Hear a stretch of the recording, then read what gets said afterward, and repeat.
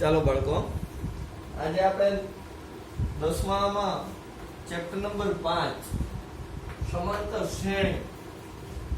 પહેલા તો સમાંતર શ્રેણી આપણા મગજમાં આવે એમ ડાયરેક્ટ કેવી શ્રેણી હશે? શ્રેણી એટલે હારબંધ. શ્રેણી કેને કહેવાય? એક હાર હોય એને શ્રેણી કહીએ આપણે. દાખલા તરીકે તમને એમ કહેવાની આવે કે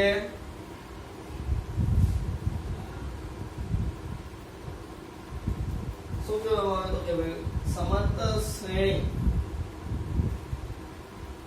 10 8 6 4 2 0 -2 -4 એવી રીતે આવેલી જાતી શ્રેણી શું હોય? અનંત સુધી વિસ્તરેલી હોય. અને જો તમને લાસ્ટ એટલે કે છેલ્લું પદ આપી દે તો અનંત સુધી વિસ્તરેલી ન પણ હોય. આ તો સામાન્ય જનરલ વાત છે કે ભાઈ બધા વચ્ચે જોયું છે તફાવત કેટલાનો છે? 10 માંથી 2 નાખો 8, સોરી 10 માંથી 2 કાઢી નાખો 8, 8 માંથી 2 કાઢો 6, 6 માંથી 2 કાઢો 4, 4 માંથી 2 કાઢો તો 2, 2 માંથી 2 કાઢો તો 0, 0 માંથી 2 કાઢો તો -2, -2 માંથી 2 કાઢો -4. આ રીતે સમાંતર શ્રેણી થાય. સમાંતર શ્રેણી હોવાની શક્યતા તો કે એનું પ્રથમ પદ તમને ખબર હોય અને સામાન્ય તફાવત બે પદ વચ્ચેનો સામાન્ય તફાવત કેવો હોવો જોઈએ? કે સામાન્ય તફાવત સરખો હોવો જોઈએ. સામાન્ય તફાવત એટલે d. d નું સૂત્ર થાય શું? તો કે ભાઈ a2 - a1 એટલે કે બીજું પદ એમાંથી પહેલું પદ બાદ. બીજા પદમાંથી પહેલું પદ બાદ. આના સૂત્રને તમે d માટે તમે લખી શકો શું? તો કે ભાઈ a3 - a2. તમે એમ લખી શકો a4 - a3 એટલે કે જે પ્રથમ પદ તરીકે લ્યો એની આગલા પદને તમે બાદ કરો તો એ તમારે શું મળી જાય? તમને d મળી જાય. પરંતુ યાદ એટલું રાખવાનું કે આખી સમાંતર શ્રેણીમાંથી કોઈ પણ જગ્યાએથી તમે d લ્યો એટલે કે સામાન્ય તફાવત કોઈ પણ બે પદનો સામાન્ય તફાવત લ્યો કેવો મળવો જોઈએ? બધી વખતે સરખો મળવો જોઈએ. d હંમેશા સમાંતર શ્રેણીમાં કેવો હશે? સરખો. તો જ એને સમાંતર શ્રેણી કહેવાય, નકર એને સમાંતર શ્રેણી કહેવાય નહીં. યાદ રાખવાનું. બીજું વ્યાપક સ્વરૂપ. સમાંતર શ્રેણીનું વ્યાપક સ્વરૂપ પ્રથમ પદ એટલે a, પછી આવશે a1 a + d, પછી આવશે a + 2d a + 3d a + 4d અનંત સુધી વિસ્તરેલું હોય. પેલું પદ ખાલી a, પછી એમાં એક વખત d ઉમેરવાનું, પછી બે વખત d ઉમેરે, પછી ત્રણ વખત, પછી ચાર વખત. આ a એટલે પ્રથમ પદ. જોજો પ્રથમ એક વખત d આવ્યો એટલે કેટલામું પદ થયું? તો કે દ્વિતીય પદ. અહીંયા બગડું આવ્યું એટલે મતલબ તૃતીય, ચોથું, ચતુર્થ અને પાંચમું પદ. પાંચમું પદમાં 4, ચોથા પદમાં 3. હવે તમને એમ કહેવામાં આવે દાખલા તરીકે ભાઈ તમે 10મું પદ બોલો. કેટલામું પદ? 10મું. a પ્લસ કેટલા ડી મુકાય? 9 ડી મૂકી દો તો 10મું પદ આવી. a બરાબર સોરી a પ્લસ 9. તમને એમ કે 15મું પદ જોતો તો a પ્લસ કેટલા ડી આવે? 14 ડી. એટલે કોઈ પણ પદ તમને આવી જાય. બીજું પદ શોધવા માટે. પદ શોધવા માટે એટલે કોઈ પણ પદ તમારે શોધવું હોય, કોઈ પણ પદ a n એનું સૂત્ર થશે, પદ શોધવાનું સૂત્ર થશે an બરાબર a plus n minus 1 b. જ્યાં a બરાબર પ્રથમ પદ, n એટલે મૂળ પદ. દાખલા તરીકે કે પાંચમું પદ શોધો તો n આગળ કેટલા મૂકવાના? 5 મૂકવાના. એમ કે સાતમું પદ શોધો તો 7 મૂકવાના. આઠમું પદ શોધો તો n આગળ 8 મૂકવાના. અને d બરાબર સામાન્ય તફાવત. યાદ રાખવાનું સમાંતર શ્રેણીમાં સામાન્ય તફાવત કેવો હશે? સરખો પણ હોય. સરખો જ હોય. યાદ રાખો મિત્રો, સામાન્ય તફાવત કેવો હશે? સરખો જ હશે. પદ શોધવાનું. આ ચેપ્ટરને બે વિભાગમાં વહેંચી નાખ્યું. એક તો પદ શોધવાનો વિભાગ સમાંતર શ્રેણીમાંથી તમને એક શ્રેણી આપે, ત્રણ પદ આપી દે 3 5 ને 7 પછી એમ કે 25મું પદ શોધો તો આપણે એના જો 25 મૂકીએ એટલે દાખલો ગણી શકીએ એ તો આપણે દાખલા જોશું એટલે વધારે ખબર પડશે આ વાત થઈ પદ શોધવાનો બીજો ભાગ આવશે સરવાળા શોધવાનો સમાંતર શ્રેણીના જેટલા પદ આપ્યા હોય એનો શું કરવાનું તમારે સરવાળો મેળવવો એ બીજો ભાગ છે પરંતુ અત્યારે આપણે શું કર્યું તો કે સમાંતર શ્રેણી કેને કહેવાય તો કે સમાન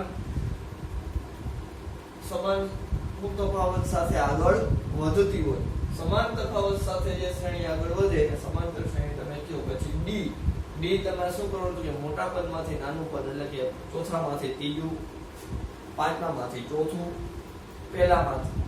બીજામાંથી પહેલું પદ આ રીતે બાદ કરો અને ડી મળે ડી કોઈ આ એક સમાંતર શ્રેણીમાં ડી બધી જગ્યાએ કેવો હશે સરખો હશે પછી વ્યાપક સ્વરૂપ એ પ્રથમ પદ a + b એટલે બીજું પદ a + 2d એટલે ત્રીજું પદ a + 3d એટલે ચોથું પદ આ એનું વ્યાપક સ્વરૂપ થઈ આ તો તમને ખાલી એ તો સમજાવવા પૂરતું કીધું કે દ્વિતીય પદ કે તો એક પદ d એક ઓછો હોય અહીંયા જો તમને કેમ કીધું 10 મૂકી દીધું તો a + 9d તે 15 મૂકે તો a + 14d 25 મૂકે તો a + 24d આ રીતે હવે પદ શોધવાનું સૂત્ર પણ આપણે લખી દીધું હવે સ્વાધ્યાયમાં આવી ગઈ સ્વાધ્યાય 5.1 તમને 5.1 ની અંદર શું કીધું ખબર નીચેની પરિસ્થિતિઓ કઈ સ્થિતિમાં સંખ્યાની યાદી સમાંતર શ્રેણી બને છે અને કઈ સ્થિતિમાં નથી એવા 5 સવાલ પૂછ્યા છે જોઈ લઈએ પહેલો સવાલ તમને એમ કીધું કે ટેક્સી ભાડું પ્રથમ કિલોમીટરે 15 રૂપિયા ટેક્સી ભાડું પ્રથમ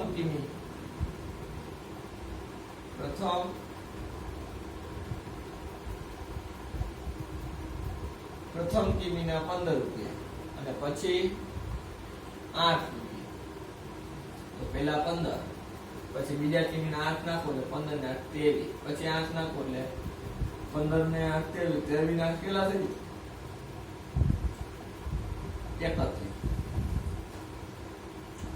31 ના કેટલા થઈ જાય 39 એટલે 8 નો ગેપ આવશે પહેલા 15 એક નિશ્ચિત પદ આવી ગયો પછી તમને એમ કીધું દરેક વખતે 8 રૂપિયા ચડી જાય તમે પહેલો 1 કિલોમીટર અંતર કાપી નાખો એટલે 15 રૂપિયા તમારા ભાડું લાગી ગયું પછી તો કે 2 કિલોમીટર કાપો તો પહેલા કિલોમીટરના 15 અને બીજા કિલોમીટરના 8 ત્રીજું કિલોમીટર અંતર કાપો તો પહેલા કિલોમીટરના 15 અને બીજા 2 કિલોમીટરના કેટલા 8 એટલે બધાયમાં 8 આપણે ઉમેરતા ગયા તો આ શ્રેણી કેવી થઈ ગઈ સમાંતર શ્રેણી થાય છે કેવી શ્રેણી થાય છે કે સમાંતર શ્રેણી છે શું કામ એ તો કે સામાન્ય તફાવત કેટલો છે 8 બધાય પદ વચ્ચેની બાદબાકી તમે કરો બીજામાંથી પહેલું કાઢો તો 8 વધે 31 માં 23 કાઢો તો 8 વધે 39 માંથી 31 કાઢો તો પણ 8 જ મળશે એવી રીતે હવે તમને એક બીજો પ્રશ્ન સવાલ કર્યો છે કે નળાકારમાં રહેલ હવાનું પ્રમાણ હવા કાઢવાના પંપ દ્વારા બહાર કાઢવામાં આવે તો બાકી રહેલ હવાનો ચોથો ભાગ વાલે ફરે બાકી રહેલ હવાનો 1/4 ભાગ બહાર કાઢે જો યાદ રાખજો આ શબ્દ બહુ મહત્વનો આપ્યો છે કેવી રીતે તો કે હું કહું કે આખો પંપ ભર્યો એટલે એક આખો પંપ ભર્યો તો હવાનું દબાણ 1 એમાંથી 1/4 ભાગ નીકળી ગયો 4 4 - 1 /4 એટલે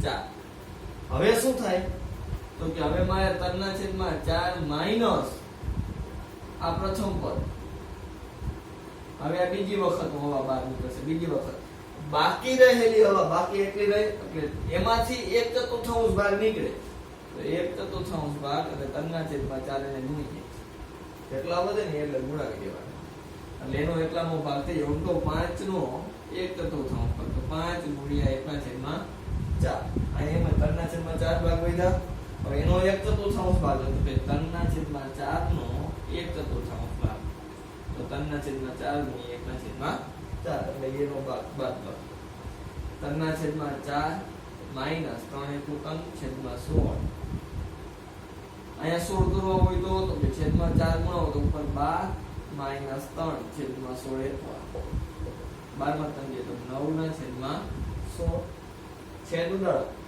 9 ના છેદમાં 16 નો છેદ ઉડાડો કેટલા વધશે કે 3 ના છેદમાં 4 નો વર્ગ. હવે તમને એમ કીધું ત્રીજા વખતે કેટલા વખતે ત્રીજી વખતે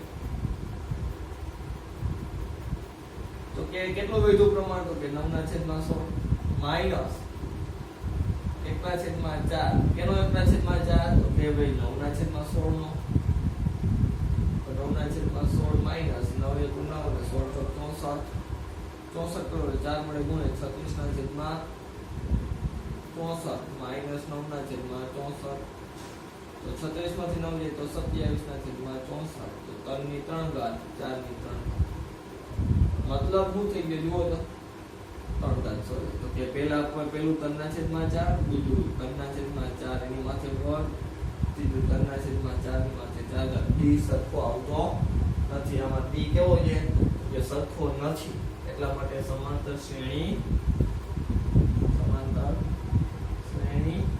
નથી કારણ કે વર્ગ આવતો જે વર્ગ પછી ઘન પછી 4 ઘાત પછી 5 ઘાત એટલે એનો સામાન્ય તફાવત કેવો છે અલગ અલગ એટલા માટે સમાંતર શ્રેણી નથી. પછી તમને એમ કીધું પ્રત્યેક મીટર ખોદકામ કરવામાં આવે તો પહેલા મીટરમાં 150 અને પછીના મીટરમાં 50 રૂપિયા વધતા જાય. કેટલા રૂપિયા વધતા જાય તો કે 50 રૂપિયા. તો 50 રૂપિયા વધતા જતા હોય પહેલી પર કેટલા આપવું જોઈએ તો કે ભાઈ 150 પછી 150 પ્લસ 200 પછી 200 પ્લસ 50 એટલે કેટલા થાય 250 પછી 250 પ્લસ 50 એટલે કેટલા થાય 300 150 પછી 200 પછી 250 પછી 300 એમ અનંત સુધી વિસ્તૃત થશે. જેટલા મીટર ખોદવામાં આવે એટલું આવી રીતે થશે. એનો મતલબ શું છે કે સામાન્ય તફાવત બધામાં કેટલો આવશે 50. પેલા સમજો પેલા 15 પછી 8 વધતા જાય અહીંયા પેલા 150 પછી 50 વધતા તો સમાંતર શ્રેણી છે. સમાંતર શ્રેણી છે. પછી આવશે ત્રીજો પ્રશ્ન વાત છે. હવે ચોથા પ્રશ્નની અંદર ચોપડી જોઈને એટલે આપણે ખબર પડે કે તમને એમ કહેવામાં આવ્યું 8% વાર્ષિક ચક્રવૃદ્ધિ વ્યાજ જો તમને 8% ચક્રવૃદ્ધિ વ્યાજ કીધું છે મતલબ વ્યાજનું વ્યાજ થાય એટલે કે પહેલી ફરે જો 100 રૂપિયા થયા હોય ને 100 ના 8% 100 ના 8% એટલે કેટલા થાય 8 રૂપિયા થાય. હવે તો કે ભાઈ 100 8 કરવાના એટલે 100 ના આ પ્રથમ વખતે. હવે બીજી વખતે ગણવામાં આવે તો 108 ના 8% થાય. કેટલા થાય 108 ના 8% એટલે થાય 108 પછી 64 64 નો વધારી 6 6 4 1 છેદમાં 100 એટલે 8.64 પેલા વ્યાજ ઉમેરાઈ જાય રકમની અંદર પછી એનું વ્યાજ ગણવાનું આવે. મતલબ એવું થાય કે દર વખતે રકમ મોટી થતી જાય એટલે આને 8% ની રકમ એ વ્યાજની રકમ એ કેવી થતી જાય મોટી થતી જાય. ચક્રવૃદ્ધિ વ્યાજ આપે મતલબ એવો કે જો તમને ચક્રવૃદ્ધિ વ્યાજ કોઈ પણ આપતું કે 15% ચક્રવૃદ્ધિ વ્યાજ કે 10% ચક્રવૃદ્ધિ વ્યાજ કે યાદ રાખવાનું ચક્રવૃદ્ધિ વ્યાજમાં રકમ દર વખતે કેવી થતી જાય વધુ ને વધુ થતી જાય. એટલા માટે સમાંતર શ્રેણી નથી. શું કામ તો કે સામાન્ય તફાવત કેવો થશે અલગ અલગ વાલી ફરે કેવો થશે અલગ અલગ. જો તમને એમ કીધું 8% સાદું વ્યાજ કે ભેગું વ્યાજ દો સાદું વ્યાજ તમને કહે મતલબ એક ને એક રકમ ઉપર વ્યાજ ગણવાનું રકમ ઉપર બીજું વ્યાજ ગણવાનું થતું નથી. એટલા માટે સાદું વ્યાજ કહે ને તો શું થાત તો કે રકમનું વ્યાજ 100 રૂપિયા હોત તો 8 રૂપિયા પછી બીજા 100 રૂપિયા 8 રૂપિયા થાય. રકમ અહીંયા કેમ 108 લીધા અહીંયા કેટલા લેવાનું થતા આપણે 100 રૂપિયા લેવાનું થતું એક જ એમાં આવે. સામાન્ય તફાવત કેવો આવી જાય શૂન્ય. તો સમાંતર શ્રેણી આપણે કરી શકાય. હવે નેક્સ્ટ વિડિયોમાં આપણે પ્રશ્ન નંબર 2 જોઈશું.